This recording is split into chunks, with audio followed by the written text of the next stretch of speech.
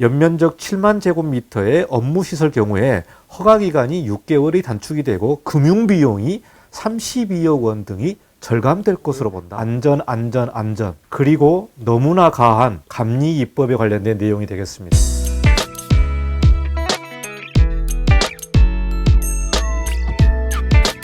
안녕하십니까, 이관용 건축사입니다. 2020년을 결산하는 세 번째 시간인데요. 오늘 이 시간은 입법 예고된 내용을 설명해 드리도록 하겠습니다. 2020년에 입법 예고된 내용이 아직 최종적으로 공포가 안 됐습니다만은 입법 예고가 어떤 내용인지 오늘 좀 살펴보고 또 2021년에 시행될 주요 법령을 좀 설명드리도록 하겠습니다.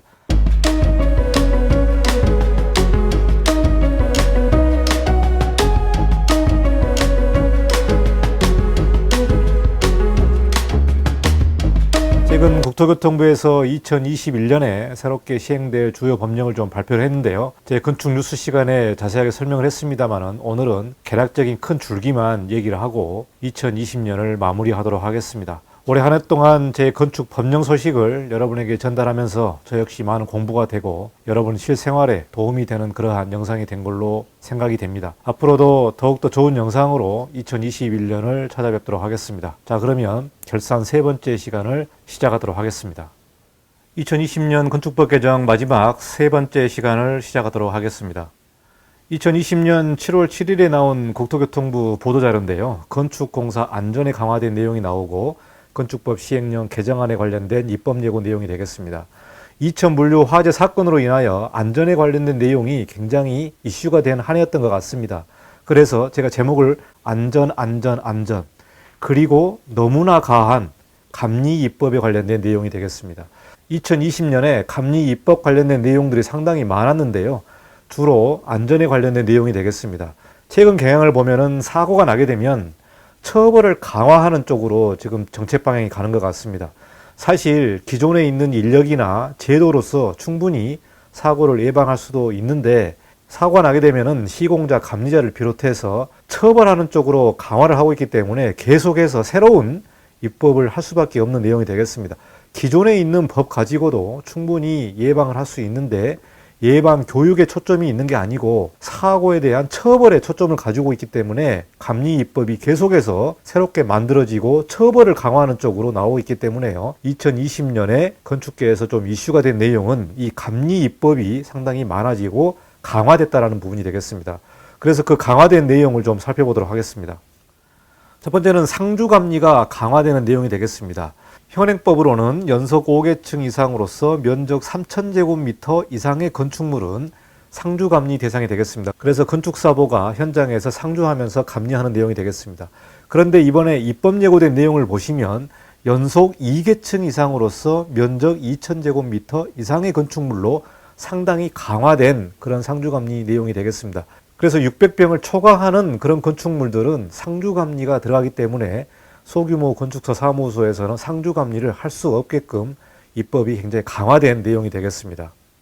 자, 그리고 상주감리가 강화되면서 동시에 안전감리원이 배치되는 내용이 되겠습니다.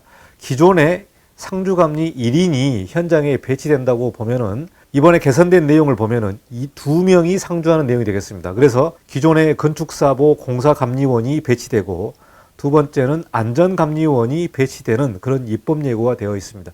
이 입법 예고는 상당히 논란의 이슈가 많았고요. 건축업계 그리고 안전 쪽 관련된 업계에서도 이 안전감리원 배치에 관련된 내용이 반대가 많았습니다. 이러다 보니까 현재 공포가 지금 되지 않았습니다만은 최종적으로 안전감리원이 배치될지 아니면 기존의 상주감리 1인으로 갈지는 최종적인 내용을 좀 봐야 될 것 같습니다만은 현재 입법 예고된 내용을 보시면 안전감리원을 추가로 배치를 해야 된다. 그래서 2명이 현장에서 배치되는 내용이 되겠습니다.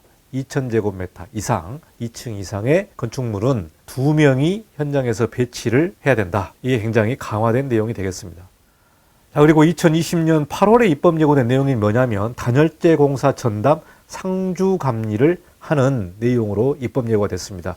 자, 이 입법 예고는 단열재 공사를 할 때 단열재 공사를 전담으로 하는 상주감리를 배치하게 되어 있는데요. 마감재료 공사 중 국토교통부용으로 정하는 창고나 공장에서 방화에 지장이 없는 단열재를 사용할 수 없는 경우에 현장에 상주하는 전담감리를 배치하도록 입법 예고가 됐습니다. 그러니까 단열재가 난연재, 준불연재, 불연재로 이렇게 나눠지는데요. 방화에 지장이 없는 단열재를 사용할 수 없는 경우에, 그러니까 난연재로라든가 단열재를 사용할 수 있는 경우에는 현장에 상주하는 전담감리를 배치하도록 해야 된다. 이 내용이 상당히 강화돼서요. 이 부분은 앞으로 어떻게 최종적으로 정리될지 모르겠습니다만은 현재까지는 시행되지 않는 그러한 입법 예고된 법이 되겠습니다. 그래서 주로 이천 화재 사건 때문에 나온 이 상주감리 내용인데요. 대형 창고라든가 공장에서 마감 재료를 공사할 때에 이 단열재 공사할 때 전담감리를 배치하는 내용으로 입법 예고가 됐습니다. 자, 여기까지는 제가 입법 예고된 내용을 전달했고요. 가장 이슈가 된 내용이 뭐냐면은 2021년 3월에 건축 허가 제도가 바뀌는 내용이 되겠습니다.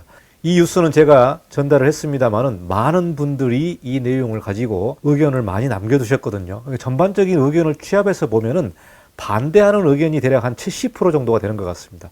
허가 제도가 바뀌면서 업무가 또 증가되는 그런 내용 때문에 이 허가 제도가 왜 바뀌는지 한 70% 정도가 의견이 반대 의견으로 지금 댓글을 남겨주셔서요. 앞으로 2021년 3월에 허가제도 관련된 내용들이 최종적으로 바뀔 것으로 보고 있습니다만은 그 구체적인 서류 제출이라든가 도서 제출에 대한 내용은 우리가 최종적인 내용을 좀 다시 살펴봐야 될 것 같습니다.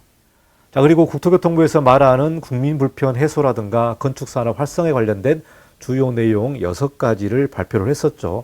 이 내용 중에도 건축 허가제도 바뀌는 내용도 있었고, 그리고 포스트 코로나를 마련하기 위한 전 과정에 대한 비대면 접촉, 그리고 건축 심의 대상을 축소하겠다. 모니터링 센터를 통해서 임의 규제를 관리하겠다는 내용이 나와 있습니다. 이 내용은 이제 2021년도에 코로나가 종식될 걸로 보고 있습니다. 그래서 2021년 하반기에는 아마 코로나가 종식이 되고 정상적인 일상의 활동이 이루어질 걸로 보고 있습니다만은 앞으로 2021년 하반기에는 이 내용이 계속해서 운영이 될지는 좀 살펴봐야 될 것 같습니다만 어쨌든 현재 지금 코로나가 굉장히 심각하기 때문에 뭐 비대면이라든가 포스트 코로나를 대비하는 이런 내용으로 좀 바뀔 것으로 예상을 하고 있습니다. 자, 심의 대상이 축소하고 임의 규제를 개선하는 부분이 건축 설계하는 쪽에서는 상당히 좋은 내용이고요. 허가를 간소화하는 부분은 개선이 아니라 이 허가를 2번 하는 것이다라고 제가 좀 말씀드리고, 허가 때 간소화하더라도 착공 때 주로 테크니컬한 부분들을 다시 한번 체크를 하기 때문에 최종적인 인허가는 2번째 착공 때 내는 인허가가 주 요인이 되겠습니다. 그래서 이 부분은 건축사 사무소별로 좀 다르게 했는데, 소규모 건축사 사무소에서는 일을 2번 하는 꼴이고, 큰 사무소 같은 경우는 대형 프로젝트를 하다 보니까 주로 이제 클라이언트가 디벨로퍼나 시행사가 되는데요. 이제 허가가 나와야 대출이 일어나기 때문에 아마 이 부분은 대형 프로젝트를 위한 허가제도 개선이 아닌가 저는 그렇게 생각을 합니다. 그래서 일을 2번 하는 그런 내용으로 더 복잡해지고 있지 않나라는 예상이 들고요. 여기서 보시면은 제가 문구를 가져왔는데요. 연면적 7만 제곱미터의 업무시설 경우에 허가기간이 6개월이 단축이 되고 금융비용이 32억 원 등이 절감될 것으로 본다. 국토부에서 금융비용을 절감하는 내용으로 허가제도를 간소화하고 심의제도를 축소하고 이런 내용들이 나오는데요. 결국에는 뭐냐, 연면적 7만 제곱미터, 즉 대형 건축물이 인허가를 진행할 때에 허가기간이 너무 길어지다 보니까 이런 이자 비용이라든가 사업 비용이 증가됐다. 그래서 이 금융 비용이 허가제도를 간소화하게 되면 32억 원 등에 절감될 것으로 보고 있다. 그러니까 이것은 궁극적으로 대형 프로젝트를 진행하는 사무소에 굉장히 유리한, 또 대형 프로젝트를 진행하는 사업자를 위한 허가제도 간소화가 아닌가 저는 그렇게 생각을 합니다. 자, 그리고 포스트 코로나 대비 건축행정 전 과정에 비대면화를 실시한다. 최근에 보면은 건축 설계 경기의 심사 같은 경우도 온라인으로 100% 다 공개하는 시스템으로 되어 있기 때문에 상당히 좀 투명해지고 좀 행정 절차가 예전보다는 많이 좋아진 것 같습니다. 그리고 이제 포스트 코로나를 대비해서 건축 행정에 관련된 전 과정을 비대면화하면은 아무래도 현장에서 일하는 건축사보나 건축사들은 공무원을 대면하기 위해서 구청에도 가야 되는 그런 시간이 소요됐는데, 이렇게 포스트 코로나로 비대면화되게 되면은 시간을 좀 많이 세이브할 수 있을 것 같습니다. 여기까지 2021년도에 바뀔 내용이나 또 입법 예고된 내용을 좀 간략하게 설명을 좀 드렸습니다. 감리가 상당히 강화되는 내용으로 입법 예고가 됐는데요. 우리가 최종적으로 좀 살펴봐야 할 내용이 입법 예고가 됐다고 해서 최종적으로 그렇게 공포되는 내용은 아닙니다. 그래서 우리가 2021년 상반기 때는 이 내용을 좀 살펴봐야 될 것 같고요. 2인 감리는 상당히 현장에서 영향이 많은 부분이고 또 감리 비용도 2배로 증가되기 때문에 또 무엇보다도 인력이 현장에서 그렇게 많지가 않습니다. 그래서 이 부분은 최종적으로 어떻게 공포될지는 2021년도에 좀 살펴봐야 될 것 같습니다.